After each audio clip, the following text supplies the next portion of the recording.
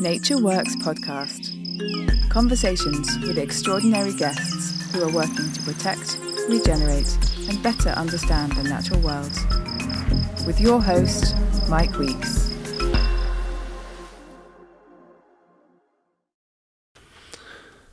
Welcome to episode 18 of Nature Works podcast. In this episode, I am interviewing, conversing, and learning from the rather magnificent Kate Larsen, who is an environmentalist and a social sustainability expert who specialises in apparel, all the stuff that you and I wear every day, maybe not quite as much as some people out there on the streets in my case, seeing as I mostly live in flip-flops and baggy old shorts. But Kate is a specialist in apparel and other supply chains, and amongst her many expert roles, she's worked as a factory worker rights advocate. And as you know, we've all heard about what goes on in sweatshops all over the world. Well, Kate's one of those people that makes sure that people are looked after, they get fair wages and they get fair working conditions. She's also one of the first corporate responsibility managers for big brands such as Burberry, Asia, and she's led collaborations with my favourite company, Patagonia, and other outdoor companies and sporting companies such as Columbia, Nike, Adidas, as we say in England, or Adidas for American listeners. And Kate has also advised Kering, who are the former owners of brands such as Volcom, Puma, and famous surfer Kelly Slater's Outerknown. All of that, and she's led work groups with ASOS, Superdry, and other major retailers. So in this episode, Kate schools me, because I am the ignoramus with the questions up his sleeve. She schools me on ethical business, supply chains, workers' rights, the environmental impact of buying new clothes, which many of us do far too often. And she takes us on a comprehensive deep dive into how and where our everyday clothing items come from, and of course, at what cost. None of this stuff is for free, folks, even if you're getting it in the bargain basement. Now, if you've enjoyed this episode and others, please share it with folks who you know give a rat's arse about the natural world. Nature Works podcast aims to always provide honest and unbiased insights into how we can help protect, restore and regenerate the natural world. And we're doing that right here in Bali, where the podcast is recorded, on our own little farm, which if anyone is passing by, you are welcome to come and see us. Just go to the Nature Works website, natureworks.tv, send us an email, and you'd be welcome to get a tour of what now was once damaged rice paddies and has now become something of a little patch of heaven. So we'll only ultimately protect what we care about, and these conversations, these podcast conversations, hopefully will inspire you to respect and have a little awe and maybe even more love for the only place that we can call home. It's interesting because I've never done it this way before, where we have lunch and then we've had a walk around and we've had a chat about all these different subjects. Typically what I've done is I've avoided contact with the person. Ooh. And then the lovely Grace, who acts as producer, has done all the warm up bit, where she's got people on board, and then I come straight in and I've saved all the questions. Right. So I already feel like I've got a jump on this one because we've already had some good conversations. And an okay lunch. There's going to be a report on the lunch. Beautiful. A few things were overcooked. We've watched a dog chase the farm chickens. Just fantastic. Yeah. If for the listeners of this podcast, if you can imagine me in my sandals, Birkenstocks, running around a large chicken coop, or pen I should say, which is 2 inches covered in water from the rain, chasing a dog that's chasing 20 chickens. It looked good anyway. I was so tempted to video. That was the warm-up for this. I thought it would be too cruel. And I was trying to look as elegant as possible. It was brilliant. Which is like a giraffe trying to ice skate, is what it probably pretty like. much, yeah. Yeah, Don't agree with me. So. All right, so down to serious matters. Yeah. So on that energized note. Exactly. I think that's it. We're done. We can call that it's a wrap. It's been a good podcast already. Yeah. So I don't know where to start because this subject matter is not something that I am in any shape or form an expert in, or really even that schooled in. I read a book a few years ago, which was by a gentleman who was a Quaker, who you may know. He's famous in the slavery world, as in he's famous for being anti-slavery. Yes. I can't remember. I had a lovely lunch with him as well. But the book shocked me because it pointed out that some 50 million people in the world are in forced labour. Yeah. Or in slavery. Or slavery, modern rather, I should slavery. say. Modern day slavery and forced labour. Yeah. So that includes sexual slavery and things under that number. Right, yeah. Exactly. And I know we're going to speak mostly today about supply chains and brands and the likes. But for those people who've probably never heard that statistic before, to what degree of that 50 million people or so do you think are actually in the day-to-day supply of products to the likes of you and I in the brands that we enjoy every day? Well, we can't put a number on it because slavery, so to speak, to use that word, or forced labor as the US government would call it, is invisible. It's not people in chains. It's often very clean and tidy workplaces, factories. You can eat off the floor kind of factory. And yet, if we take PPE from Malaysia, rubber gloves, most Malaysian people, if they work in a factory, would work in supervisor at least, if not management and owner. And most workers come from Bangladesh, India, etc., Nepal, Indonesia. And when we say slavery and forced labor, what we mean is that instead of I go to work in another country, the employer might pay my airfare, or I paid it myself, and then I get paid when I get there. These people have had to pay agents' fees. And generally it's about the fact that they were cheated. They were told, there's this fantastic job for you in this fancy Malaysian factory. You're going to earn a lot more than you could have earned back in Bangladesh or Indonesia. But then along the way, they start to be charged these fees they weren't told about, and particularly after arrival. And that leaves them in a situation where you're earning, maybe it's $1,000 or so every month, but you owe $5,000 to $10,000 US. And then the bit that makes it worthy of using the word slavery is also that if you were to now try to leave, your passport might have been retained anyway, so you can't. And even if you did have your passport, which we work on in that work of trying to end this, there may be threats to your family back home in the village, etc. Your personal security may be at risk, and so you're stuck. And people end up having to stay in these working conditions or I say people, but if I took those Malaysian rubber glove factories making 80% of the world's rubber gloves, or maybe it's a larger percent, the majority of men in those factories, stuck there for years. And then also, to layer on further, we then find that they're in very poor living conditions. So to be very specific, nothing wrong with workers living in a dormitory.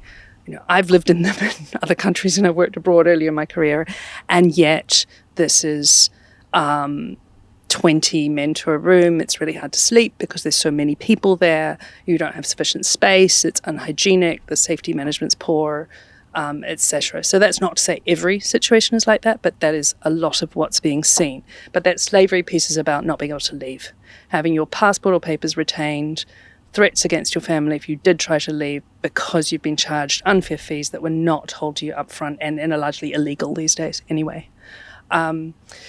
So, and it happens to people who are very vulnerable. A huge proportion Bangladeshi, so going to the Middle East. We've just heard that about FIFA and the World Cup and the construction workers. So I think if people can recall that, that's a classic example. Indian workers as well to the Middle East, but also in the UK, and we've seen a lot of it with Eastern Europeans. London, construction buildings 8-10 years ago being built by what was discovered to be Romanians 10-20 to a room, sharing a bedroom, not paid their wages, bosses keeping wages in the worst forms, people actually enslaved, like really couldn't even run away. And there've been some quite high profile cases in the UK under the Modern Slavery Act of jailing, thank goodness, of perpetrators. But that is a supply chain. Some of us end up renting those offices in those fancy London buildings. And then somebody built that building and procured construction services who went to a subcontractor and subcontractor and subcontractor, and that's where we end up with these rogue players halfway down. I guess there's also, I was thinking about the UK because I actually wrote on here, I think when I was looking at your website, about the UK forced labour. I was like, what? How can that even be a thing in the UK? And then I remembered some years ago, my grandmother, bless her soul, and may she rest in peace, she fell in love with an Indian guy. And this was in her 70s when she thought it was all done because my grandfather had died. Anyway, he had come in as an illegal immigrant. Wow. And he managed to get his status because he'd been in the country for a certain amount of time. But the stories that he told me about when he came in as an illegal immigrant, where he was being forced to work in kitchens and being paid £1.50 or £2. Exactly. Yeah. And so this wouldn't even been that long ago. This would have been 20 years ago. Yeah. So I guess there's this invisible world to us, isn't there? Yeah, I mean, to someone like me who works on it, it's more visible. It's not, yeah, absolutely. Yeah, but, sure. And I don't mean to laugh there, but you touched on exactly what I was saying there, that you might see someone, a Vietnamese worker, doing your nails and they look happy enough, but that doesn't mean that they're not in a slavery situation. And they're being monitored. Or the guys who are washing your car, or the people who are picking your vegetables, or the workers in the warehouse shipping our goods via Amazon, courier, whatever. I probably shouldn't name Amazon there because I don't think we've had a specific case associated with them in the UK, but we have with certainly many other brands. Sort of in the past 10 years, were discovered to have, warehouses shipping their online shipping for all of us, and that the people running the warehouse had subcontracted labour to contractors, and let's say there's 500 workers there, 20 of them were brought in by this rogue agent who had people who could not leave, were not getting paid, were made to live in horrific housing and under serious threat. And there's been cases I've read about of horrific violence as well. So that's the extreme end of it, but it doesn't look like shackles. It's not slavery as we know of under the transatlantic trade of Africans. It's what's that? The transatlantic trade of Africans? Meaning the slavery trade. The original 500 years ago. 500. Yeah. Okay. It's not people with ropes around them. They're invisible ropes, metaphorical. Yeah, ones, absolutely. And if you go onto the website of Unseen UK, who is the leading charity working on anti-slavery in the UK, they'll show videos which teach you about how if you see people who sort of seem to have difficulty communicating and things and seem to possibly be in a coercion, you're worried about them. They don't seem to be able to speak up about things. You can call the UK Modern Slavery Helpline number and just say, I just wanted to report this case because I'm suspicious, and maybe there's nothing, maybe there is something. And that may feed into UK police investigations these days, now that we have a Modern Slavery Act and we have the Modern Slavery Helpline.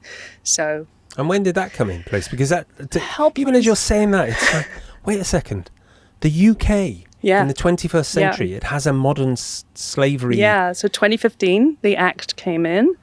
It's not to say that sort of slavery was legal before that. It's not really the point. It was to define more clearly in the UK. But the point that I work on, more importantly, is the requirement that companies publish, or large companies, £36 million turnover a year with any UK operation, publish a modern slavery statement saying that they're making efforts, which unfortunately many do and then don't really make efforts because the quality of that statement is not defined by law. But nevertheless, it's driven a lot of companies to wake up and as you're doing right now, say, holy cow, I didn't realize this was a thing. And gosh, maybe it's out there and I'm not noticing. And we're complicit. And I guess also if you're a British worker, particularly if you're a trade union related worker and you're trying to protect, so importantly right now with the cost of living crisis, trying to protect the ability of your average British worker, blue-collar worker, let's say, to live in a power crisis and a cost of living crisis, being undercut by people not being paid at all is just ludicrous. In this day and age of a supposed developed country, So, obviously morally it's horrific, but business-wise it certainly doesn't make sense for workforces. And then if you're worried about risk as a business, it doesn't make sense either.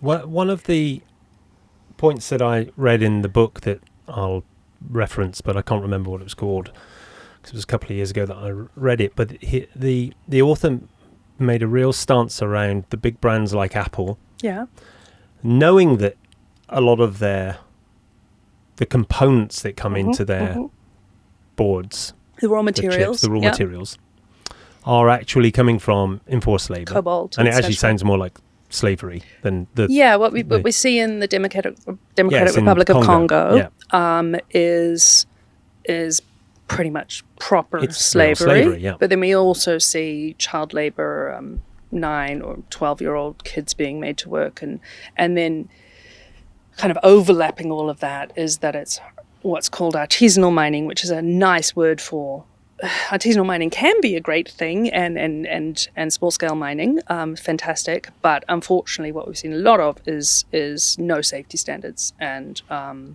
which is incredibly dangerous in the mining industry. So especially in the lungs as well. Accumulation of those things. And then I guess fourthly is that the reason this conversation came to prominence was the conflict minerals aspect of it, that the use or the taking of villages and enslaving them and making them dig for cobalt and gold and whatever, was to fund and fuel conflict. So there's a whole lot of aspects at play there, and then there's an environmental impact as well.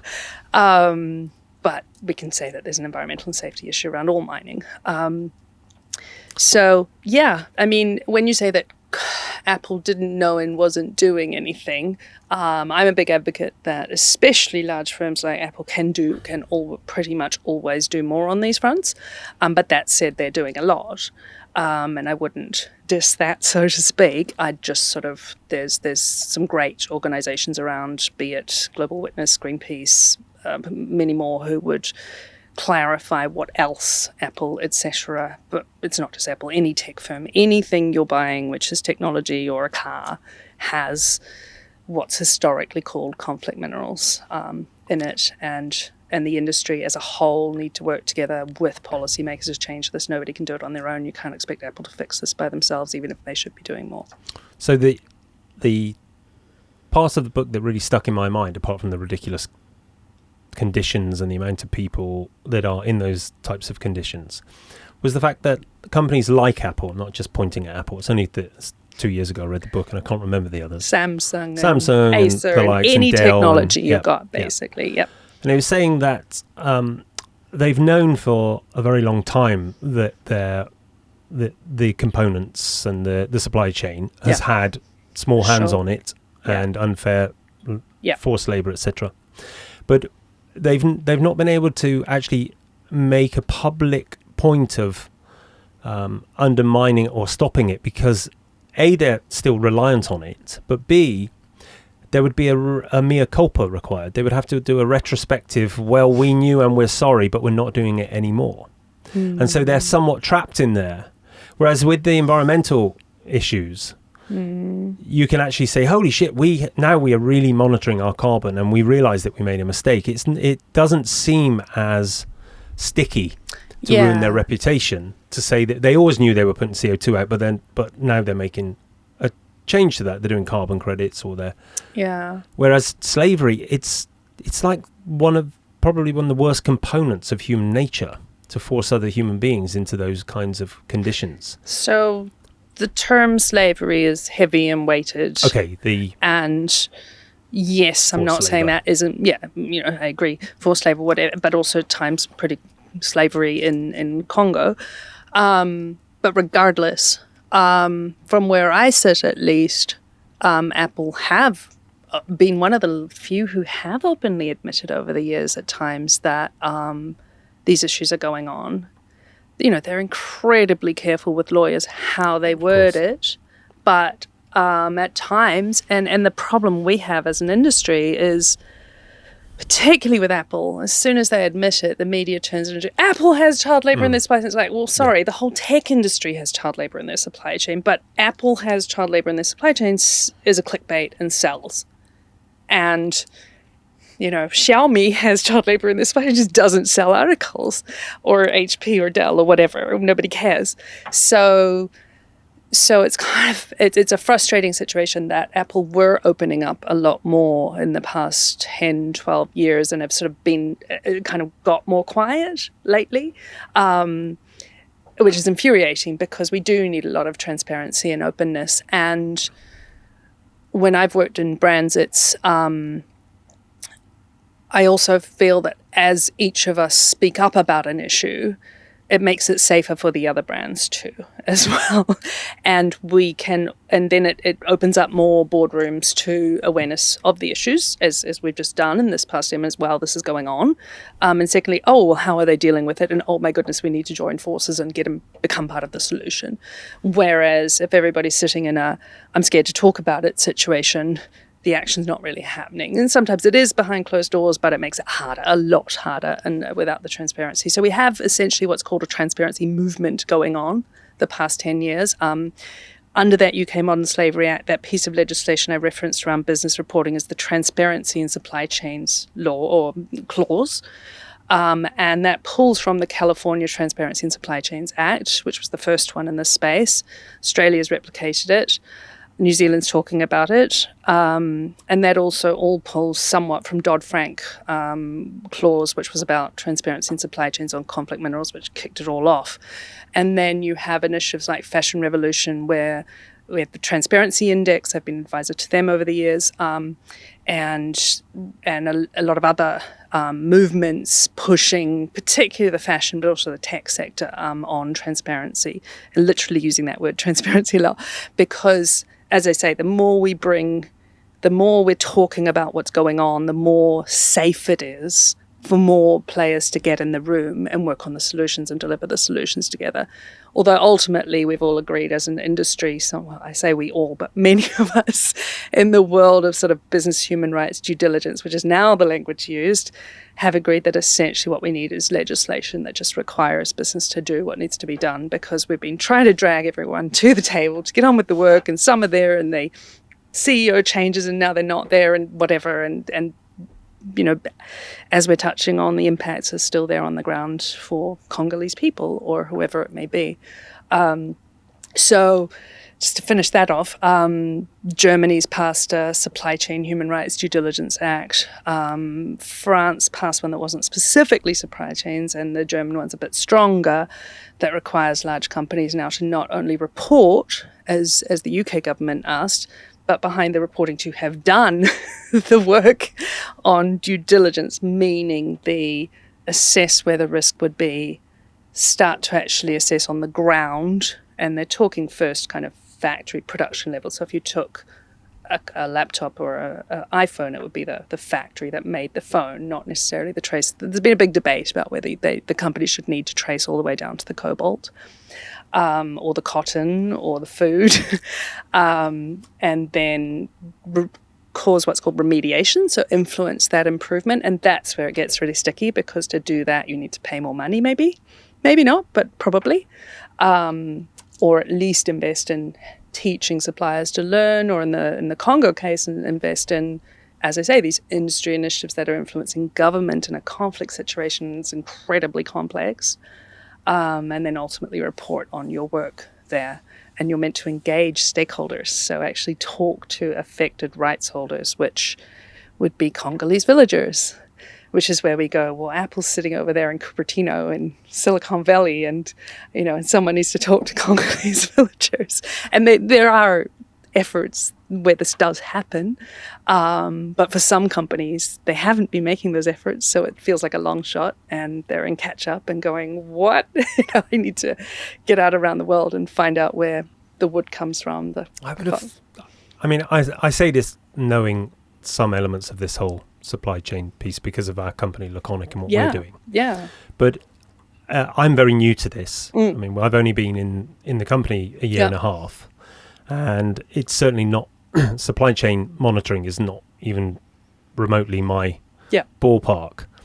But it seems to me that it's only now, probably because of the maybe social media or access to that kind of news, that companies have really started making an effort. Exactly. And so you've been doing this for 15 years, is that what you said? I mean, I've been in corporate social responsibility for 20 years, right, okay. Which is now... So how have you seen that change over the last 20 years? Absolutely. And what do you think are the nudges, or in fact the hand grenades, that have made the enforce that change? I wish we had hand grenades. I think it's more of a slow wave, and a wave of, as a surfer, the waves in the ocean, it's building up, it's coming, or maybe it's lots of waves, it's a whole set, but that build up is probably what I've seen. And I guess so social media absolutely plays a big role. I'm hesitating slightly on that because the past year, I would say in particular, I lived in China for close to half my career. I speak Chinese. There were times in China when my internet was open and free, when I could even watch the BBC, and now so much is blocked. And so 3 or 4 years ago, I would talk a lot about how this growth of both social media and the fact that more and more people are getting phones, smartphones, right down to workers and supply chains, yay, means that, yes, something happens, it can be videoed faster and get out there and hit information. But realistically, firstly, there's the issue I just mentioned of not just China, but China's the most obvious case of it. You can't just email a video you took of a worker being abused to CNN. Right. Yeah? Yeah. It's not Los Angeles. A, you might not be able to get it through, and B, even if you did get it through, some guy might come and knock on your door and take you away to the local police station. So that's where we're at right now on China. I was just saying to you a few hours ago how 10, 15 years ago when I lived in China, things were sort of opening up a lot more. And we were in a situation where that could happen. And it's heart-wrenching that we're not right now. And I look forward to openness again someday for our Chinese friends. But that's where it's at right now. It's not only China, though. We see similar or movement or similar down on human rights. And I use the word human rights as a heavy term, just on people sharing the truth in Cambodia, in Bangladesh, in many other countries these days. So on the one hand, yes, we have the social media, and if you took the fire in Urumqi 2 months ago, this is Xinjiang, the western region, the Uyghur region of China. Was it 20 Uyghur people died in a fire in an apartment building? That got out on Western media. It did. Thank heavens, because that has caused attention of Han Chinese people to the plight of Uyghur people in China and safety standards and things. But there are many other cases that just never get out, even if somebody filmed it. And that makes this, yes, we've got the technology, but you face so much risk to share that. But what I also wanted to say, sorry, on that point was, if I'm a Bangladeshi woman or an Indian woman working in a garment factory, and not a very nice one, which is a subcontractor, let's say, and let's say surreptitiously making for a brand, so an illegal, as we call it, subcontractor, they're not a declared subcontractor making for a famous brand or a less famous brand, there may have been no training to me that this abuse by a male supervisor to me as a female is not okay. And why would I video it if that's just what happens in garment factories and that's just what we have to put up with? And who's going to care anyway? And, other people think this is bad. You've got to kind of sort of, let alone on safety, let alone on wage payments, etc. The fact that people just they're desperate for work, and so yes, we do get stories out, but there's a line where people don't even realize it's a story, shall we say? So that end of the push for change is coming from the actual workers themselves. What about the other side, which is the consumer? Because, so as you've probably heard on this podcast, and people are probably bored to hear it, I'm a massive fan of the brand Patagonia. Yeah. And the reason that I buy from that company is because of their ethical stance. Yeah. They also make nice stuff, but it's really the Yvon Chouinard's ethics in that company all along. Yeah. Now, I know they're not the only ones. And actually, I was shocked to hear. I had a meeting with somebody at H&M a few weeks ago. Yep. And I said, it's a shame you guys aren't a bit more like Patagonia. They said to me, we spend in our sustainability program, we spend 1.5 times annually what they've spent in total over their entire history. Really? Yeah. Okay.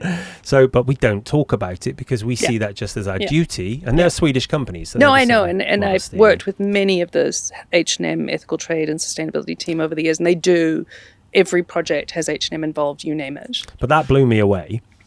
Doesn't blow me, the number blows me away, but the relativity doesn't blow me away. Well, I just assumed that all of their stuff was made in sweatshops, and because of the What's a bad press they'd sweatshop? had a few years ago. This is something I'd throw at listeners. What's a sweatshop? Essentially we're saying a factory where working safety is worse, people work really long hours and they're not paid properly. Well, unfortunately, that's where most of your stuff is made. Yeah, exactly. That's what I assume a sweatshop would be. But what I'm trying to say, though, is that like even in Italy, even in the UK, even in the US, most of the garment industry, excessive working hours in the high season are the norm. Some workers not getting paid the legal overtime rates is the norm. And any auditor can find 50 social safety issues. It's just that, some factories have better safety than others. So, as a layman, my perception of the sweatshop is the one where there's small children running around with bags of cloth. Yeah. And the parents are barely making $1 or $2 nice a day distinction. or something. Right. So barely making $1 a day is most of Asia production of our garments. Yeah, that's what I thought. Bangladesh, Cambodia, India. I could go on. China, 3,000 a month. What I don't know. $10 a day. Whereas the little children running around, I have seen a few 10, 11-year-olds in some backstreet India garment factories. You'd sometimes see children in the workplace, not because they were working, but because their parents don't have anywhere to take their kids. And often in China, if we'd find child labor, it was in the holiday season. The parents would be like, oh, I couldn't find anywhere for my 13-year-old and I don't want to leave her in the village. I feel she's vulnerable. That doesn't make it okay. We would still intervene and get that young person removed from a dangerous environment, and work with those parents on what's suitable and safe, and make the factory pay for it, which then feeds into the whole dynamic of pricing and everything. But there are cases of kids being made to do work. But yeah, it's I guess what I'm getting at on the point of like, what's a sweatshop is, little kids running around is not necessarily the norm. And there's a lot of work on child labor. We've made quite a bit of progress on child labor. We still have those challenges I'm referencing around child labor or children being in a workplace. Actually, post-COVID, because Western brands didn't pay their suppliers in Bangladesh, there were factories who had made for leading US, European, British retailers, big brands everybody shops from. So you can go to the Pay Up Fashion website if you want to know who, and had been told to buy this fabric, these labels, these buttons, you name it, in this brand's branding, sew it all up, pack, wash it, iron it, label it, pack it, everything.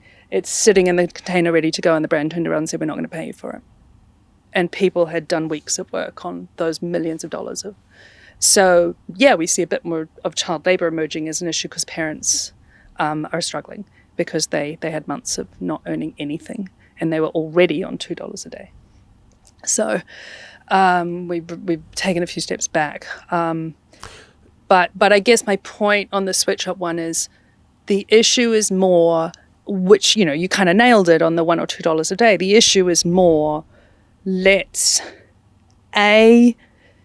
push that companies pay more to their suppliers because it's $1 or $2 a day because that's all that can be afforded, and B, push that companies monitor better that their suppliers do pay that to their workers, which some do and some don't. Doesn't this, though, raise the bigger question? It's almost an existential one about the fact that we as consumers, maybe not you and I, and I don't mean that as in a privileged perspective, but I don't buy shit. I don't buy cheap clothing. I like to buy the most expensive stuff that's going to last me forever. And yet H&M. Yeah, but I don't shop in H&M, right? I know, but you just heard, and I would agree with that H&M person that I know they have 150 people or something who work on ethical trade and sustainability. Well, they said to me, here's the kicker of that. I said, so try and be more like Patagonia, and they said, well, we do all of this, and we've got all this incredible sustainability programs, and they're looking at biodiversity programs, and they have a biodiversity department. Yeah. So by the end of the conversation, I was blown away by H&M's standards. Yeah. And then I said, but why don't you advertise that? And they said, well, 2 reasons. 1, we just see it as our duty. Yep. I like that. 2, our customers, it's not important to them. That's not a factor to the majority of our customers because we've tested that, and it doesn't make a huge difference. The majority of customers who are buying low-cost clothing are coming in because on Friday night they're going out and they want something new to wear. This isn't their words. This is mine. I'm making the assumption. Certainly a percentage of their customers. When you go to Patagonia and you spend $300 on a jacket or $70 on a T-shirt, it's not the same as $15 on a T-shirt you're going to wear for a few times. $5 let's not on say a T-shirt. Is that how much they cost in a store like that? Yeah. So let's not pick on H&M because I'm actually they're not. quite fond of them now. Yeah, exactly. In fact, go buy H&M, but only if you need it. But the point there is about this consumer. Yeah. We as consumers need to, if we actually do give a shit about what's going on in developing countries, surely we need to either be willing to pay more, or we need to be buying less. But if we buy less, then those people are out of jobs in industries that they've become reliant upon. Yeah. So just to pick up on the people don't care about it. People don't know about it. So it's not important to them. I didn't say they didn't care. There's a mild distinction. Yeah, there is a distinction. It's the same line It's not thinking. important to them. Okay. When we go to shop for something, we're shopping with a certain budget. We may not have much time. We don't like X, Y, or Z fabric, but we do like a different one. Do they have it in my size? Do I like the style? And as I said, price. And even me, there are stores that I boycott on the high street. Which ones? Come on, give us your list. Okay, I'm going to name one here. So I'll never go there. Scottish Woolen Mill. Never heard of them. Who sells sort of like lovely looking Scottish woolen sweaters and scarves and whatever for not just tourists, but around the country. And from everything I understand, they never gave any compensation in the case of the Rana Plaza collapse in Bangladesh, where 1,200 workers died, where the building with 5 garment factories collapsed and was flattened. it their factory though, or was it? No, there were 30 brands buying from the 5 garment factories in that building, and there were basically every other buyer, Western buyer and many Japanese and others from Bangladesh at the time of garments contributed to the compensation fund. Yeah. So they were the only one. And contributed millions in some cases. So reinforcing the cliche of being Scottish, huh? Oh no, I love Scottish people. Never even crossed my mind that one.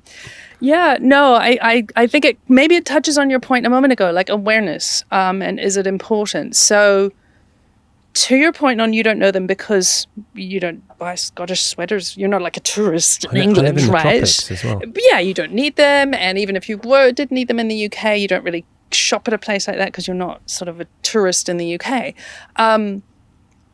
That plays in massively. And this is why, as a movement for ethical trade, sustainability, so the environmental safety and labor rights or labor standards piece of supply chains, we now have this movement around business human rights due diligence for environmental and social and supply chains.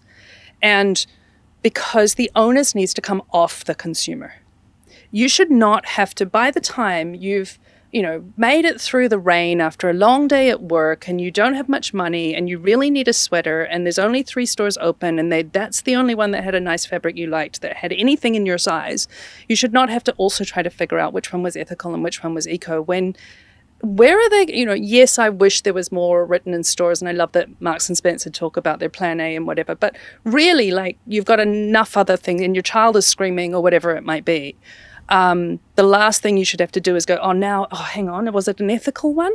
There's only 3 brands on the high street that can sell in your price range anyway. It's not your responsibility whether they were complicit in workers not getting paid properly. That should be with the business. And that's why we have a movement for business human rights due diligence law. So Germany's passed one, France has one, the EU directive draft is out and should be finalized this year. And there is a movement, ASOS CEO, among many other UK CEOs, has asked the UK government to pass a business human rights due diligence and supply chains law as well. Because the onus should be on business to do the right thing. We know what the right thing looks like. It's enshrined under UN guiding principles on business and human rights. I'm getting a bit boring here, but the standards are all there. We know how to do it. Levi's and Puma and whatever have been doing it for 25 years. Have they? Yeah. 30 years is when Levi's did their first code of conduct and said, let's start looking at the factories making our jeans. And we know, we don't have every answer, but we know what the 80-20 rule looks like in this case of better looks like. And yet there are companies who do nothing. And then we're all in confusion. And even me, as someone who has friends who are in these roles and all these brands, I can't keep up with which brand does better than the other one and because it changes by the day.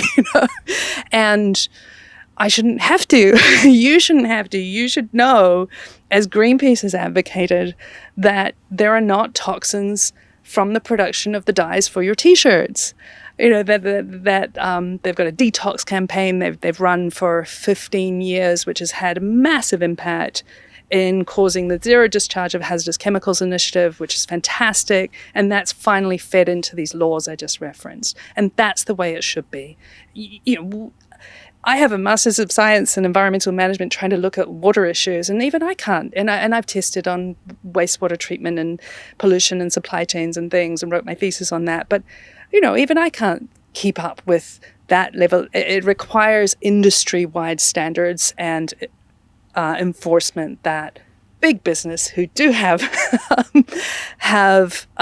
those profits going to investors and execs at the top should actually spend some of that on making sure that they've guided their suppliers and enforced that and paid that their suppliers are doing it the ethical and eco ways the world needs. Are any of these big brands actually owning the factories that are supplying rather than just buying from them or giving them? It's very rare. Louis Vuitton own a couple that make some of their bags, but they also make other products. But that one, is that in a developing country? So or they used to have one in India. I believe they still do, but then it's France. And at one point they had one in California. Wait, so again, I'm not sure. 20 of, I've never bought a Louis Vuitton bag. I imagine they're tens of thousands of dollars. Yes, or thousands to tens of thousands. Yeah. Well, I know there's a Berkey, isn't there? 500 to 50,000. I know there's a Berkey that goes for 70 or 80 because I remember reading it in some absurd. I don't know about that one. But those are being made in developing countries and then sold, obviously, for more. I believe they still have the India factory. I might be wrong, but they did at one point. Okay, so they're one who has a small amount of their New own. Balance had their factory near Boston, their headquarters, and a factory in the UK. One or other of those is shut down again. I can't remember which, sorry.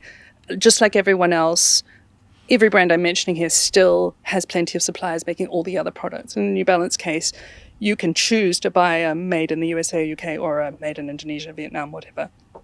And that's, I've been into factories worked with brands like New Balance on issues in Vietnam, and they do really good work and everything. So it comes down to a lot of other factors. Who else has a factory? Hermes, I believe, own one or two. Again, that doesn't mean the whole product range is made in their factories. Anyone else? But none of these big high street brands like Zara or H&M. Inditex, who owns Zara, have a small network of suppliers. I think it's around Madrid, near their headquarters, or wherever their headquarters is in Spain, that they've worked with very closely for a long time and was their core original supply chain for the Zara brand. but then, moved quite heavily into a lot of Asia sourcing, and particularly Bangladesh. And I believe used the Asia sourcing for sort of more, the Spain sourcing for more speed. So it's not on a ship. It's just pop it over from Spain to the London or whatever, and maybe the higher end as well, or slightly more expensive, lower volumes, that kind of thing. Because that would, to me, would seem I know it's not probably useful for their business model. Yeah. It's not profitable. Well, there Plus we go. and that's the big issue, isn't it? Yeah. Oh, right. Sorry, Burberry own a trench coat factory as well in the UK, which is one of the nicest factories I've ever seen. Do you know of any? So Yvon Chouinard talks about when he went organic in all of his T-shirts, and everyone, and maybe I'm wrong here, but the majority of his board said you can't do it because it's 30% more expensive, and you can't sell a T-shirt for whatever it was, $50, when T-shirts were going for 10 or 15. Well, they sold out almost immediately, and they continuously sell. Which is why I'm hesitating on the comment you heard from that H&M person, because that's one of thousands of H&M employees. Without naming names, he is in the position of knowing. Sure, no, I know who's in question as well, and I know that he has access to a lot of information around that. But we all know that kind of data can be looked at from one angle or another, or this study said that, and this study said that. So, I've been in H&M stores, and the consciousness logo on things was growing over the years. They're H&M conscious. In the past year, though, were H&M conscious. That was their kind of eco label line, where they were doing a lot of recycled fabrics as well. Is that more expensive than the regular line? No. So this is my question here: is that are there other companies that have taken the leap to go organic or more ethically sourced, or which costs more money? There's no doubt about that. And they've seen, and then they've passed that cost on to the consumer, and that they've seen a stabilization or an uplift even. Because that's the big concern, isn't it? If you're a retailer and people are obsessed by buying cheap clothes, like people are buying cheap food, that's why fast food restaurants do so well. It's all about cost. It's all about, and especially like you said earlier, when people are struggling to pay their heating bills and everything, but they still want to wear a new T-shirt. Yeah, or they need a new T-shirt. Or they need one, or their kids need a new one. You need a coat in winter in England. You're not going to buy a $150 cashmere one. And your kids, unfortunately, need one every year or two because they grow out of them. Exactly, yeah. So it's not an easy equation, is it? Getting that, but it is if you look at the payouts going to the CEOs and investors from these companies. Yeah. Okay, so reduce, and that's where Yvon Chouinard deserves all the credit. That he was like, I don't need to become a billionaire out of this. I want to do the right thing, and I can critique little areas they haven't done exactly the right thing, but I am a fan of Patagonia because they've done their best to do the right thing, and they've grappled with this conversation of where is the line for us, and we're willing to not take massive bonus pay. I've worked with execs who were on $250 a year base and then walked away with $1 million payout 2 years later and went to another brand and did the same thing, and yet I'm sitting in a meeting with them and they're debating whether to force the supplier to decrease their price by 1 cent a piece so that $2 million margin can be made. That's sick. That's day to day in most brands. And that's not the CEO, that's just an SVP who you never hear about, who's not in the newspaper, who just moves around, and that's their whole career.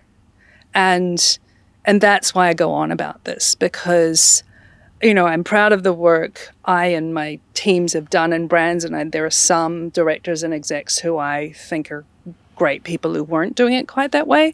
And yet I've seen the realities of the fact that most of the industry does. Most of the players at the top, exec teams.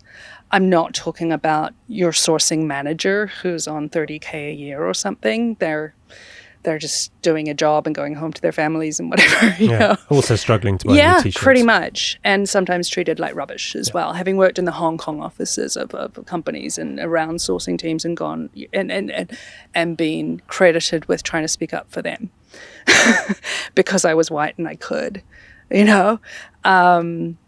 So there's a lot of unethical stuff happening in these worlds, and that's why Yvon Chouinard, Patagonia may not be perfect, but they've raised the conversation, they've been courageous, they've pushed the boundaries at times, and they continue to try to do so, as we just saw in the past 6 months, which was awesome. Yeah, it's been their position from the earliest days. I mean, Exactly. I never. The first time I encountered recycled plastic bottles would have been in the late 90s when they made their first fleece from it. Yeah. And that blew my mind. And now that. we're going, oh no, the microfibers, it's terrible, da da da. But, it had to be, we had to go through that learning process as a sector and as an environmental movement. And we didn't know that would happen, and of course Patagonia would never have wanted that to be the outcome, the impact. So we're talking about the fashion industry, and we touched on the tech industry. Where are the other big industries that have this stuff going on that are... Oh, PPE. Yeah, well, that was a horror show. I mean, I know that personally. I don't even know where to go with that one, because... rubber gloves from Malaysia. Okay, there's a lot of monitoring. There's been a lot of court cases, a lot of issues around that. There's a lot happening to try to improve conditions there, which is fantastic. Fantastic that the effort's being made. But as for the stuff being made in China, it feels like a bit of a black hole, really. That it's a classic case of an industry, just like seasonal decorative goods, maybe not toys, but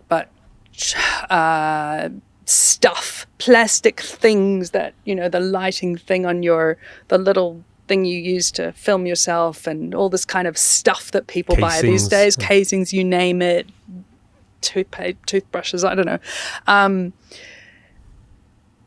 Most Western retailers are buying that from agents, maybe in Hong Kong or wherever, who are then buying it maybe from another agent in mainland China, who are then buying it from a factory who might have outsourced it to another factory, and then maybe that was outsourced to a prison or whatever, or a Uyghur forced labor camp. And it's a bit of a black hole right now. And we don't have enough. And I'm really glad you raised that, because the focus is always on fashion and tech, because the brands are something we can relate to, and it sells, it's clickbait, it sells articles. But, these brands I can't even think of that sell in the dollar shop, and you go in and you buy or this and or that and whatever you needed. The good thing about these laws coming through and requested is that they're not focused on fashion.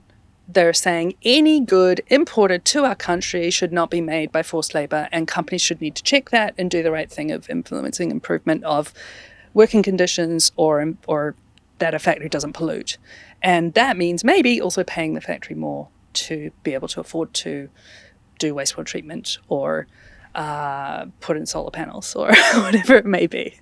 So what about agriculture? That must be a huge well, that's a whole other conversation. There's a huge movement, the UK Ethical Trading Initiative, which does have most of the retailers of fashion, etc., is also this fun place where we all, you have Marks and Spencer and whatever, and everyone's talking food as well. So agricultural supply chains, in my expertise is more manufacturing supply chains, but I've been in a lot of those conversations about agricultural supply chains, and the challenge with it is that, at least if we think about importing, our flowers come from Kenya, and a lot of our food is coming from Spain, where the workers are coming from Morocco, and then some of them are ending up in forced labor, or at least in quite exploitative, horrific conditions. Or our tomatoes from Italy, where there's been full-on slavery of African workers who might have come over on the boats, etc. Wait, just explain what they bring. Is it the same pattern that you mentioned before, where they promise them a job in Italy and then they take, or is it something more sinister than that? So we do have that around Chinese workers into factories making fashion goods initially. But I believe the African workers ending up in tomato growing in Italy has been more that they came over on the boats. I mean, there would have been a trafficker to get on the boat, but that doesn't necessarily mean they were in contact with... I don't know about that. I don't think there's much of a link. I might be wrong. Then we've had Syrians in hazelnut growing in Turkey in forced labour and a lot of child labour situation as well. And I referenced the UK earlier, that pre-Brexit we were reliant on Eastern European workers who did not always, but were often ending up in, if not incredibly exploitative, also modern slavery situations. And that's partly what led into the Modern Slavery Act being passed in 2015, finally passed, been advocated for years before that. So agriculture is, what I was trying to say at the beginning there is it's even worse because people, tea picking in India, etc., they're really living hand to mouth a lot of the time. It's an interesting one. We've just walked around an area with rice farming, and sometimes you're seeing farming where, in the developing world, so to speak, in the global south, people have more empowerment. They're not a machine treated like a robot in a factory, and that's fantastic. And other times, they're hand to mouth. And I guess you could think of India and rice and vegetables growing and things like that, and those sort of supply chains, so to speak, where people are really suffering, and Pakistan, the floods, and but a lot of our fruit and vegetables will come from places in Africa these days. Tea, coffee, we buy fair trade tea and coffee for a reason, because a lot of people who've been involved in the growing of it have been hand to mouth and not paid properly. And chocolate, cocoa, there's a major child labor issue. It's probably one of the worst ones of any sector. Where's the majority of cocoa coming from? Is it West Latin America? Coast of Africa. Oh, it is, Yeah. And young kids, 9, 10, 11, 12, 13-year-old, mostly boys, also girls. And these are the high street chocolates. And so, and actually, I guess, yes, high street chocolate, absolutely, which is why... Cadbury's? Well, so cocoa is a commodity that's traded. Right, okay. So the whole conversation is... we're not responsible because we're buying from a trader. It still has it's all mixed up in the middle. Should have a line of sight from its... It doesn't. source. It historically did not have traceability. That's the move that's been happening. You have a few tiny eco-ethical brands you can buy in an organic shop in the West who may source from one farm. Then you have a Tony's Chocolonely of the world, who hopefully you've seen that chocolate company. My kids love it. Yay! And the reason I call them out is because they're all about, if actually on the packet, they're saying to you, our industry has had a horrific recent or current history of modern slavery and child labor. And their approach is to really dig in on the ground and pay a premium and monitor very closely certain farms and try to trace that up as well. And they're saying, look, if we can do it, why can't Cadbury's and whatever as well? But they are much more expensive than Cadbury's. Yeah, they are. Yeah, good point. Which goes back to my point on the consumer should not have to. So Switzerland, one of these business human rights due diligence laws, was trying to get at that, was trying to say, well, actually the onus should be on Nestle and everybody to do the right thing. And Nestle trying to argue, well, we do the right thing. And then this is where the world of civil society comes in of going, well, here are the other bits where you're not doing it far enough and you could do it a lot further. So this is what we get paid for, to get into the nuance of what should a business do that is the right thing. So, for example, I've sat on a panel with somebody from the cocoa industry who was describing how they monitor labor standards in the cocoa industry, and I was horrified. Having worked in the fashion sector, I was like, what? You go totally announced. You don't go unannounced. You send one person when all the research says that you need to send at least 2 people to get more reliable data. And you only go once every 2 years. I was just like, we know these issues are huge and your monitoring is rubbish. And then you're trying to tell us that you, the big chocolate makers, are doing such a great job on ethical. You're not. I'm sorry. Patagonia have been doing better in their 50th of your size. And that's not even necessarily best practice. So if I'm a small company that makes X product and I want to see my supply chain, and I don't want to give away that I'm coming to see the supply chain. Ooh. And how does it work? I send somebody. Sure.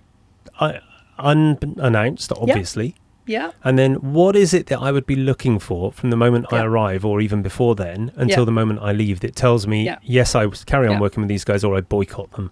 Or I work with them to influence improvements, which sure. is largely what I would recommend. Yeah, you're so much more diplomatic than I am. Well, no, I see it improve lives for workers. One of my clients right now, we've been doing that. I'll describe how in a second. And these women are now getting maternity pay. And one of them took maternity pay. And for them, it's absolutely life. Legally, they were required, but the company wasn't offering it. And we came in and said, no, you need to do that if you want to carry on with waste management. So firstly, you want local experts. And you're looking for a social auditor. Now, some people will go, oh, but you should be doing human rights due diligence. And I would go, okay, so who do you know who knows the labor law in that country, in that area really well, and knows how to do this assessment properly, is trained in how to interview workers properly in their language, confidentially, in a way that is safe for them to talk with management. Oh, hello, that's a social auditor. There are social auditors around who are corrupt, will ask for or take bribes. And so I recommend, and in my time in Human Rights Watch, I try to push this message as well, that in our advocacy that I was involved in, that you should be working with independent social auditors as a company, be you small or large. And by independent, I mean you're not part of a quality testing company, you don't have a conflict of interest. I've walked into a factory where the auditor with me was best friends with the owner, and there was no independence involved because they did how many tens of thousands of business of testing, quality testing of their products and whatever. So there's that to be aware of. So, for example, Fair Labor Association accredited auditors, there's a few other sort of standards around which there's a higher chance the social auditor is more ethical. People who are totally dedicated to worker rights as their career. That person goes, if you take Malaysia, you actually need a Bangladeshi and a Nepalese or whatever the workforce is. You don't need a Malaysian person to go. You need someone who can speak to the workers in their language. And then in terms of the unannounced, I say unannounced, but we tend to do semi-announced, which would mean up at the beginning of initiating potential business, you're saying sometime in the next 6 months, somebody might come on our behalf and please give them access, da-da-da.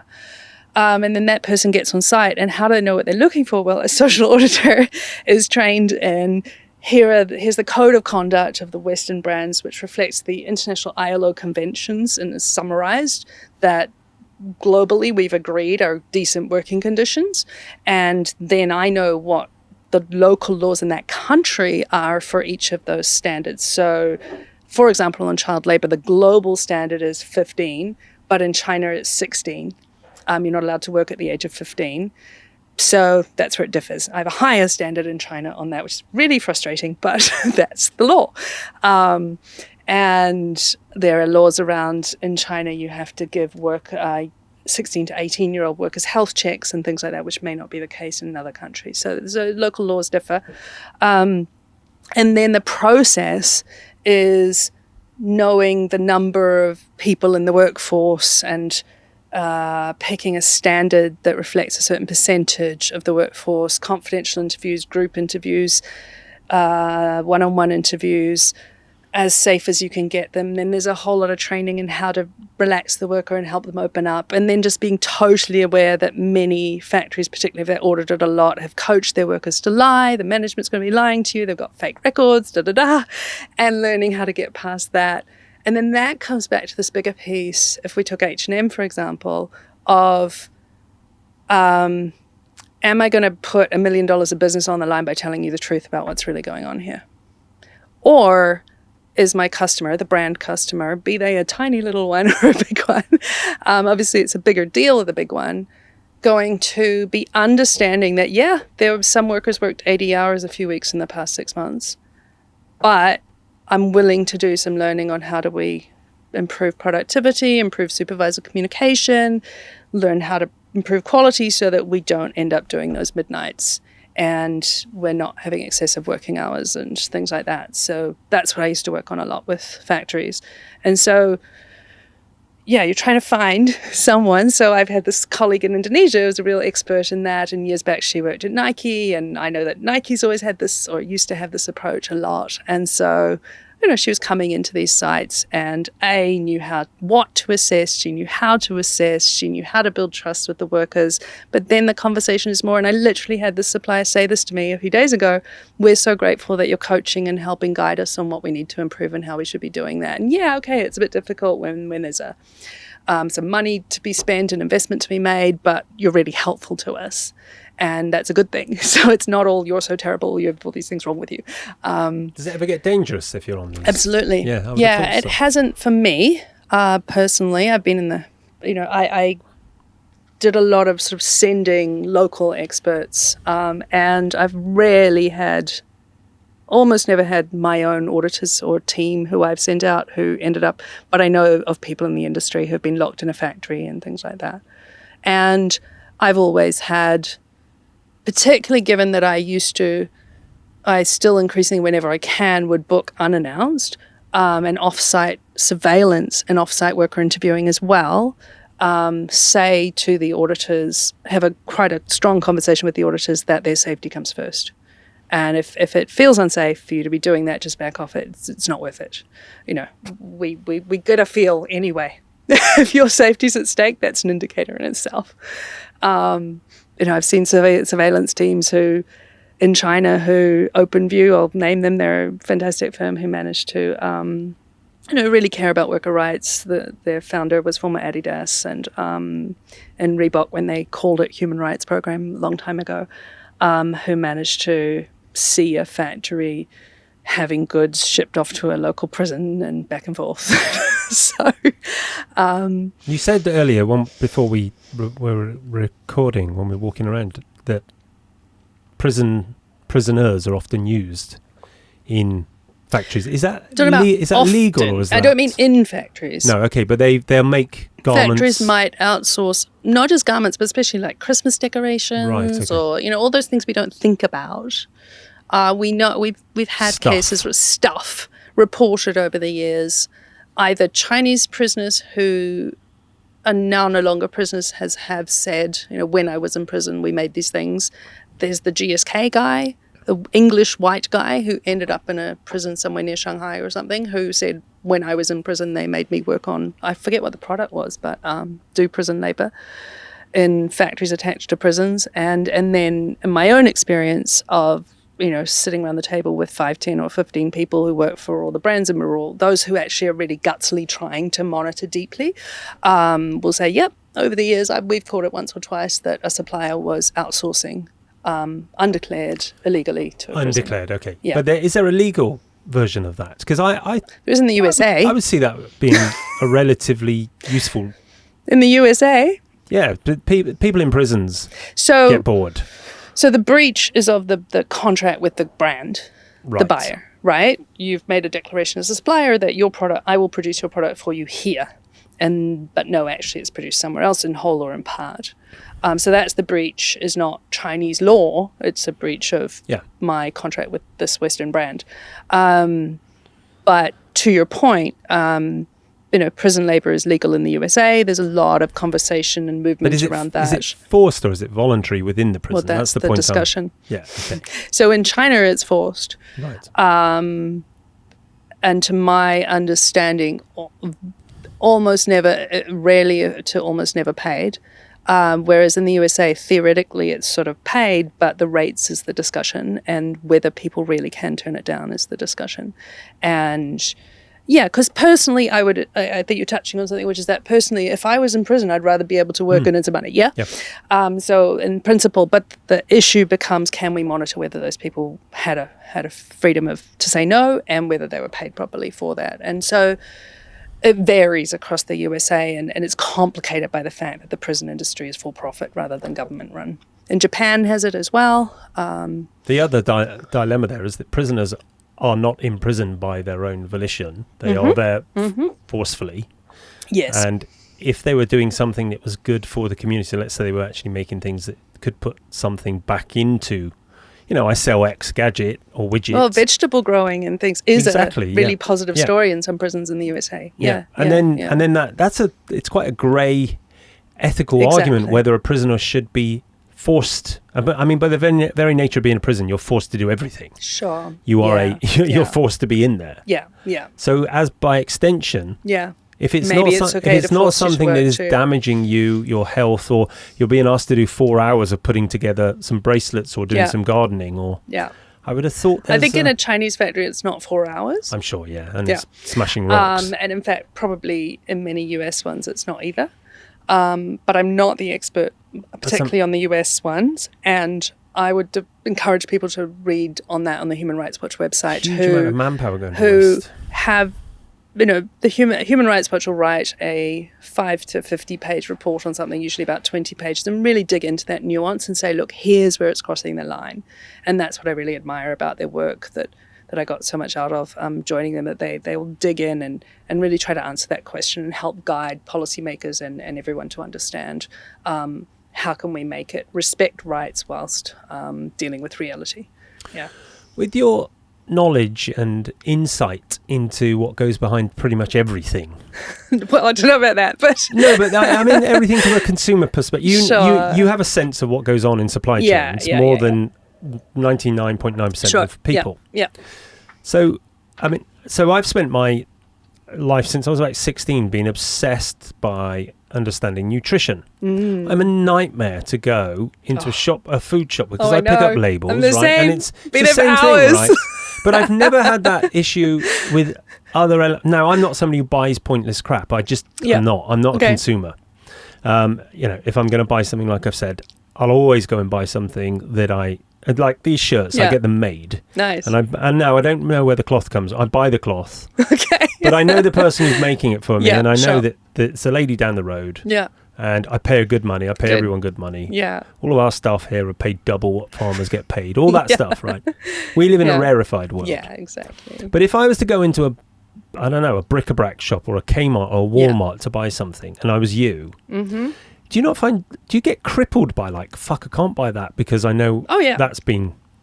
Yeah, but you're wearing a Greenpeace t-shirt. I am, because they're amazing, because they're doing the right thing, which is advocating for the laws we need so that you don't need to worry about your shopping. But forget a Greenpeace. I mean the t-shirt. Did you get do you know where that t-shirt and that cotton came from? Actually, ironically, strangely. Okay. So, but is that the case for all of your clothes and all of your although stuff? half of it's from charity shops, so that sort of adds a Well, whole like other that. dilemma. Yeah. That's a perfect answer, actually. Let me just polish that halo. Or whichever Oxfam's online stores or some Vestager for the fancy stuff. But you must obviously, at some point, you're by you as and I'm not picking on No, I you. definitely I'm have my trying to- dilemma moments. You must have, right? You go into Tesco's. And which is why we, in the world of supply chain, ethical trade, whatever you want to call it, have reached this point where we're advocating for those laws. Because you just cannot. It's inescapable. Many of us have worked on apps for a consumer to be able to walk in and look up a product or a brand and and rank them and whatever. Even that, even the biggest players who worked on that, it hasn't flown. You're not using it, and nobody's using it because it's too complicated. But what's not complicated, as I say, is what I described earlier of those steps which should be done, which a lot of companies are still not doing, and the law should require them to do it, and the law should enforce that they do it. So right now, for example, in the USA, there's the Tariff Act. When Obama, one of the final things he did was close a loophole by which historically it was any good could be imported, but actually the law said that once that loophole was closed, imports of goods made under conditions of forced labor cannot be imported to the USA. I mean, no-brainer, for goodness sakes. But also got budget to customs who've been enforcing that. And under Biden, it's ramped up even further. And one of the few things Trump did was keep that going. So, again, you, the consumer, should not have to worry about. The government is doing their job of protecting US workers to be paid properly, because they're not being undercut by people abroad not being paid properly, but somebody at the top is taking all the profits and dividends, and people who are actually doing the work at either end not being paid a decent wage. So, I'm not going to worry about it when I walk into a store. I mean, yes, I certainly on the environmental front, I'm like, I shouldn't buy the sparkly thing because now we know that all the sparkly things are bad. It's just to simplify environmental dilemmas. But and I no longer want to buy anything that's microfiber because that environmental impact of that we know a lot more about now, etc. And yet on the social side, Sure, I would encourage people to buy fair trade, certified organic from a Fair Wear brand. If you're in an outdoors store, Fair Wear's amazing. But again, what Fair Wear is teaching is what all business should have to do. So the brands who've got themselves Fair Wear certification are awesome. They're leaders. They're doing better. But even... Which are those brands? Oh, gosh. Name a couple. I can't. Fair Wear. Are they outdoor? Yes, so hiking, like North Face mountain. or anyone No, like so that, or? North Face is not. So it started out of the Netherlands, which is why I'm struggling. My apologies. And it's a lot of these Dutch Helly brands Hansen? and They European outdoorsy brands. Rab, maybe. Rab Scottish. Yeah. Oh well, Yeah. it started in Not Europe. connected to Scottish I don't wool think and there wool. are any American brands who are Fair Wear. And it's interesting that it started in the Netherlands because that's sort of on the back of the stronger labour and trade union movement out of Germany, the Netherlands, Scandinavia, where H&M is, etc. That this certification got going, and it's. Are they typically more focused up there on this, or Yes. have been for longer? Yes, I would say yes. Just been inputting on a social standard for Scandinavia, which. For Scandinavian outdoors wear, which is really exciting, and willing to try to push it forward, and yet, the H&M owner's a billionaire, so Hard not to be though. I mean, you don't know what he or she does with all of. Is it a man or a woman? The owner. Man. Okay, so and you so don't now know it's what he does with his money, do you? No, I don't know all of what he does with his money, but I do know that. I've been into factories making for H&M who've complained about not being paid a fair enough price, and met many factory owners and people in the industry who would complain that H&M could be paying a better price. Now, H&M, like in a sort of reality business sense, might be saying, well, if we paid a high price, then everyone, it kind of wouldn't add up in a demand and supply situation. But then again, like how a buyer negotiates in that moment. There is a point, as I described earlier, where your bonuses, and I'm not trying to call out an H&M sourcing person here, but somehow the sourcing directors have pushed price on the factories who weren't paid enough. Workers are only earning $1 or $2 a day, whatever it is. And even if that's, or $280 US a month, even if that's $20 more than the worse brands. So Sports Direct, for example, as far as I understand, don't really do just about anything on ethical trade, really relative to the rest of the industry.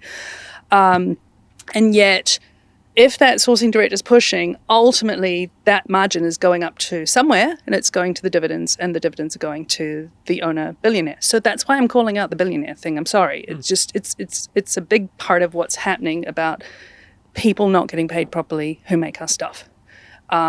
We need people who are already billionaires to do a bit more of the Yvonne Chouinard thing and be courageous and go, you know what, I don't need to ever receive any more money from this company, right? Like if the H&M owner did that, I would be like, yes, that's what we need done. There was a hilarious case last week. Labour Behind the Label, a fantastic charity who do amazing research, clean clothes campaign in this space over the past 20 years. If you want to support or just follow them on Instagram, whatever it is. They did a spoof media headline that Adidas' CEO was going co-CEO with a Cambodian worker, female Cambodian worker. And the papers took it. It ran for about 3 hours or something like that. It's just so awesome. And the point was, why and again, like Adidas's program is so much better, and yet their point still stands. Adidas do so much more than Sports Direct and have done for donkey's years, for decades, and yet the CEOs of Adidas, Nike, whatever, are being paid, I don't know the exact number, 10, 20 million a year. Not just 1 year, but every year for 10 or 20 years. Mm-hmm. And that's money that, okay, if you earn 10 million over 10 years, I'm maybe not going to begrudge you that. But if you're earning that every year and you know that people in your supply chain are only earning $400 a month, and that doesn't mean, but they're in a developing country, it's fine. No, they're living in a slum. They're living 8 or 10 girls to a room with a concrete floor, with no proper shower, with barely able to sleep because there's this fan going and, you're squashed together on the ground. They don't have a proper bed. and they're on a truck, 50 or 100 of them. You can see a photo of this on my website, squashed together, dying as they travel to work, having accidents that maim them and lose limbs. And that's why I'm calling out the execs at the top and us as investors in our pensions and whatever, taking that money when we need to share. We need to share it out. It's not okay that workers die going to work making our stuff. The system's not designed that way, though, is it? The capitalist system. And I know we're talking about creating a revolution of that kind. But system-wise, we're pushing the laws. So please get behind those, support Labour behind the label, Oxfam, whatever. And then secondly, system is a result of our human behaviour. And every day on many, many issues, we all grapple with this question of generosity and sharing, and where is the line? And I'm saying actually we need to share more as human beings, and as particularly those who have already made their first few millions, be it hundreds of millions. From your position, which is a rarefied one of knowledge, I don't mean sitting on that chair. If you could wave your magic wand and reduce consumption of product or increase the pricing for product and the consequences of both of those decisions, which one would you take and why? Because it seems like they're two sides of the same. So if I'd offer a third one, which is luxury tax. So the higher price the product, the more the tax on it that then goes into, let's say, enforcing these laws to make sure the people who made the product are paid properly, and the factories making it, we're working on the environmental issues around the production as well. So luxury tax is a thing, but it's not part of our conversation these days. And yet, if you can afford to buy something for £300, let's call it a sweater, versus people who can only afford H&M or whatever it is, really, which one should be paying to help people get paid more? Well, this is the argument with tax, right? With billionaires. Absolutely. Yeah. Same argument. Yeah. Yeah. And yet I'm saying for the consumption itself, because a lot of the pushback is, oh, don't tax me for working hard. I'm like, I'm sorry. People who make your clothes work really hard too. But okay, let's park that conversation and let's go, well, the privilege of being able to buy something at, a few hundred, a few thousand, 10,000, whatever it is, handbags for $20,000. Yeah, but there are luxury taxes on that, but we should be doing that more. But then now we bring in the environmental impact, because the number one way to protect the environment is to stop buying so much, volume stop side. Yeah. So this is the question that I'm asking. Is so the bit in the middle of those people who are buying so much fashion that they've got like 500 pieces in their wardrobe, and they're not millionaires. They're just some normal kid. They go shopping. That's their pastime. Yeah, and there's that buy it and return it thing going on, and like I Instagram photo or I TikTok it and then I return disposable fashion. Absolutely. So on that piece, there was a proposal a few years ago for a 2-cent tax on. So there's bits of it. So my argument would be remove all taxes and rates on charity shops or people selling secondhand and vintage and pre-loved, and put particularly from anything made with microfibers of man-made fabrics, tax that significantly. Natural fibers less, but anything that's not secondhand, essentially, and then spend some of that money on funding a repair reuse industry, a repair industry, and a tailoring industry. I mean, regenerate our high streets with actual little shops where people bring something in and talk to a human being and get their piece tailored like you just did. Oh my God, that's what we need. We know we need that. And yet it is cheaper to walk in and buy a polyester microfiber shredding $5 t-shirt from some brand who's barely checked anything, than to buy an almost brand new. I frequently buy garments in charity shops in the UK and go out and wear it a week later and someone goes, oh, that's such a nice dress, or that's such a nice top, because it sometimes it even has the label still on it, the tag, the swing tag, because it was brand new. People throw it away. And yet tax-wise, our government is incentivizing me to buy the imported one of carbon emissions from those ships, shipping it all the way from Bangladesh or Vietnam or China or whatever. That's the bit we need to work on, is we tax new goods. And actually we have a movement for a tax called the Carbon Border Adjustment Tax, which means that anything imported so the EU is looking at passing this, or said they will pass this, bring this into effect. Anything imported from a country where a certain percent, they don't have a high percent of renewables, clean energy used in manufacturing, will be taxed higher. And that's the way it should be. And that's what we need in the UK as well, and the US needs the same. And that's going against the whole WTO free, or at least free trade movement. But it's what the world needs. But does it get to a point where things are taxed too much that the regular person in the street can't afford them? No, that's what I'm saying. Like, the regular person should be it should be cheaper to buy from charity shops. And there's so much product there that we are shipping it off to other countries where it sits there in piles and it's waste. But that requires so when I was a kid, or Depop, or wherever you want to buy it. But I grew up piss poor. Yeah. And I used to get embarrassed that my gran would go in charity shops. Okay, but that's a shift we need to make as a society. So that's the shift. So that has to be... There's a lot of comms movement. Dream, a PR person. Depop has made that cool. What's Depop? Depop is where young people buy and sell pre-loved fashion to each other. And it's huge. It's a huge part of the market now in the UK, and I think maybe a few other countries as well. Go on Depop, you'll find Adidas, whatever it is, and people are buying and selling it to us, and they're all cool, basically.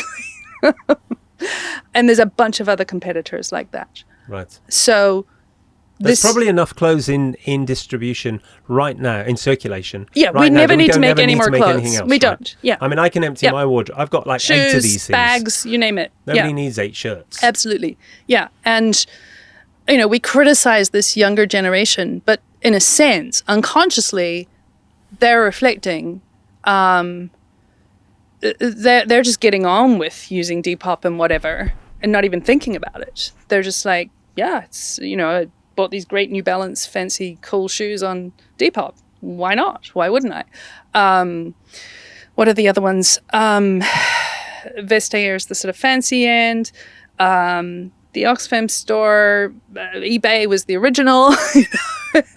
There's ways that millions of people are already sharing pre-loved. ASOS, very trendy brand. So ASOS was kind of the ASOS cool. is shoes? No, ASOS is fashion for trendy young people kind of thing in the UK and Europe, in fact.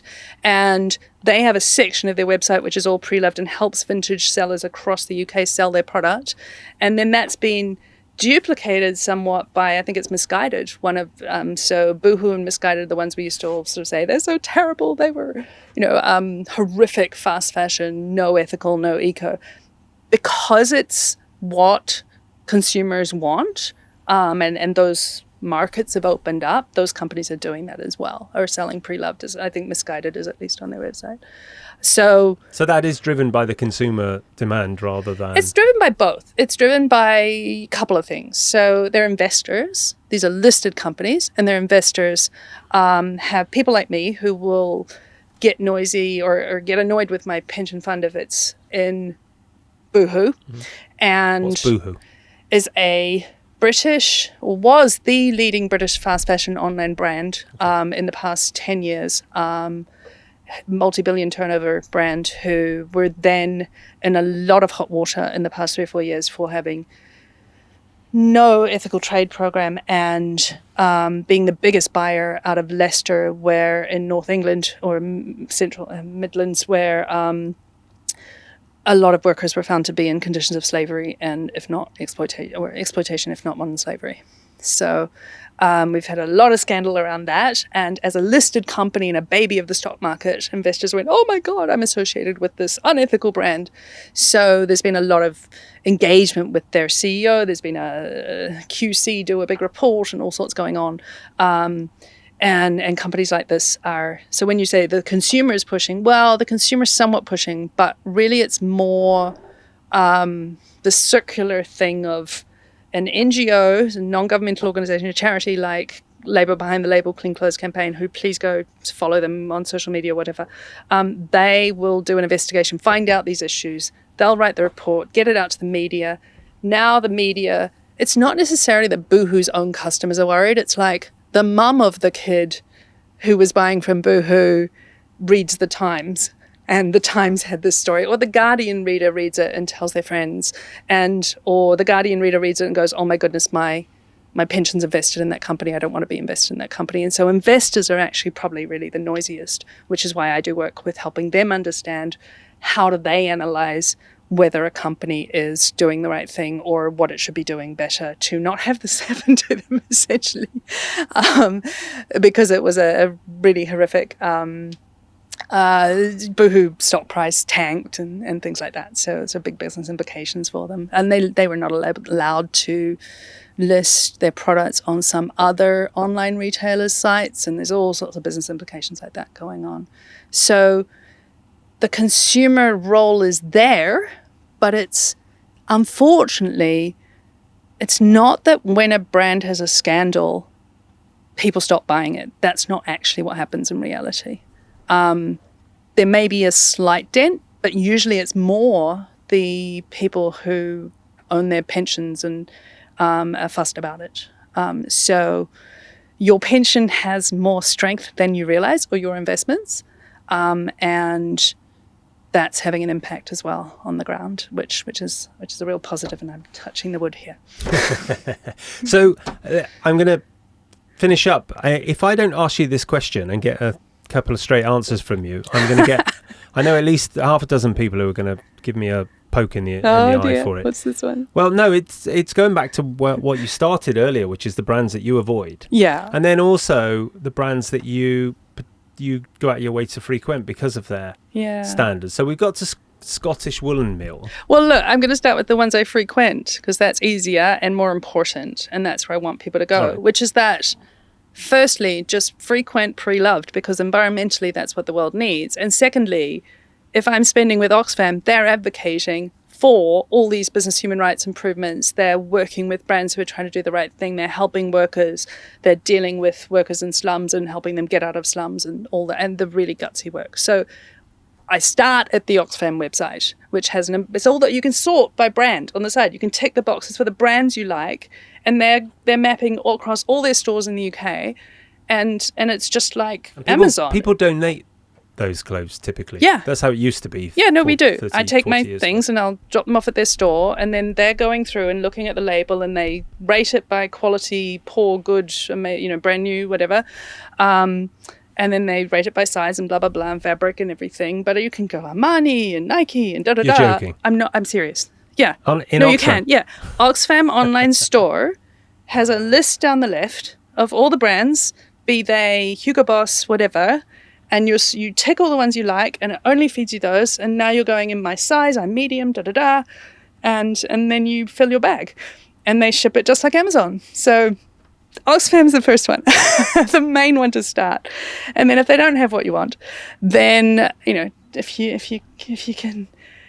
can move yourself into remembering that you supporting charity stores is what is needed for other people in the UK right now, get into a charity store, because you're giving them money. As you just said, they get the things for free, and you buying anything there is helping the good work they're doing.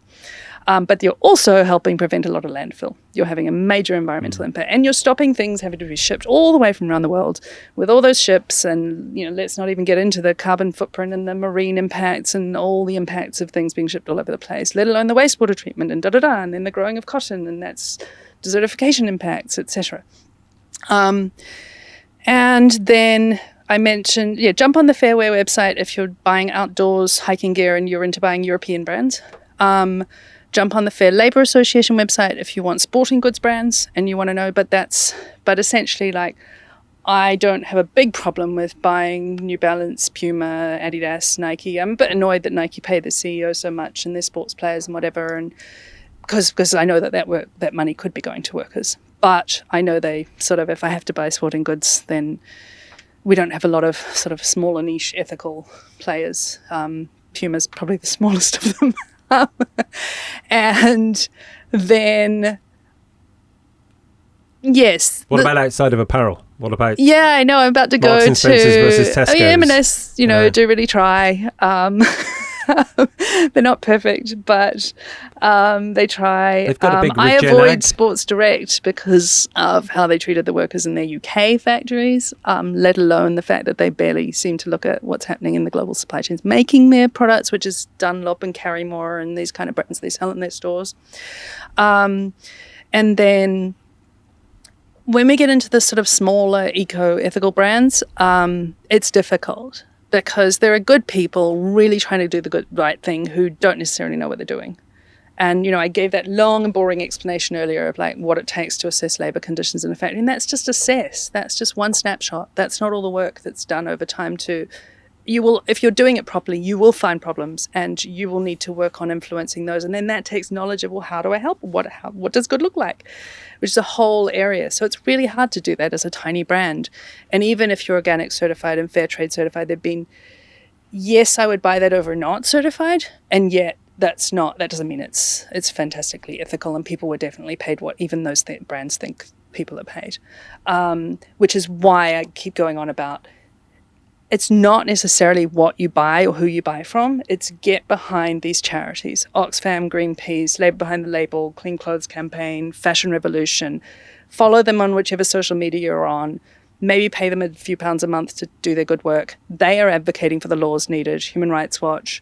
They're causing the change. That means that you don't need to worry about it and the world is becoming a better place. So that is my big message. And they'll help you have the pre-written email to your MP to ask your MP to call for these laws or your representative in the US and whatever. And that is causing change. So that's causing way more change than us trying to figure out which brand to buy every day. I can't think of a single store here that fits that model of either a charity store or in Bali, and I was just walking past the mall last night. There's so many clothing stores. I very much got the West in my mind as I'm thinking. So it is a challenge as you walk around Bali where there are all these little brands we've never heard of and everything. Even in most developing countries, does that even exist as a thing? The charity, yes. Because most people aren't giving their clothes away, stores, are they? No, although online sales it's of decadent. sales of secondhand, yes. It's big in China. Is it? I think it might be quite a thing in India. I haven't been to India for a while. As a country is doing more online retail, it's just doing that. People want to eBay things to each other, basically. So you can buy them online. Somebody needs to get onto that in Bali because actually... Yeah, I mean, it may exist. Indonesia's a huge place. There's a big internet industry. It probably exists here and we're just not aware of it for not necessarily Bali, but Indonesia and Indonesian. If I was, here in Bali walking around, I guess what I'd do is probably be buying the organic or fair trade if they were around. And other than that, they're natural fibers. Versus non-natural fibers, environmental, and to some extent you could even argue a social impact as well. Get my business colleagues to bring Patagonia in when they arrive. They're always bringing something. Oh, and you know that Patagonia have their own on their website pre-loved section as well, yeah. And Finisterre have their reskinned, and I bought a rare Pataloa shirt off of there recently. And you can do this with tech. So my past few MacBooks were refurbished and were fantastic. My iPhone was refurbished. Really? Yeah, you can get it on the Apple website, apple.com, and you can buy it'll tell you, and you can credit your old one, and they'll turn that into a refurbish for someone else, and it'll get cleaned up, and they guarantee it because you bought it through them. You can also buy on Back to Market, which is a separate website. So that's a big thing in the UK right now. You see it all over London as you take the tube around. This advertisement of this secondhand tech it is like brand new, basically, for those of us who don't need the latest number 15 or whatever it might be. You have removed my mortified embarrassment as a 7-year-old of being dragged into Oxfam by my grandmother. Good. I'm glad to hear that. No, I mean, you should be proud to be in these places. They do such good work. I used to hide in the corner until she was ready to leave. I didn't want anyone to see me in a second-hand store. No, they're great. And they have a lot of new product these days because people buy. It's too easy to buy and throw away things which still have the swing tag and it didn't fit me. I got home and it didn't fit me. Where can people find you if they want to follow you on social media? So I'm Kate A. Larsen on LinkedIn, and my website is Supply ES Change. That's for environmental change. So supply chains, environmental, social change, supplyeschange.com. And I'm a little bit noisy on Twitter as Katie, Katieal. Try to kick me off.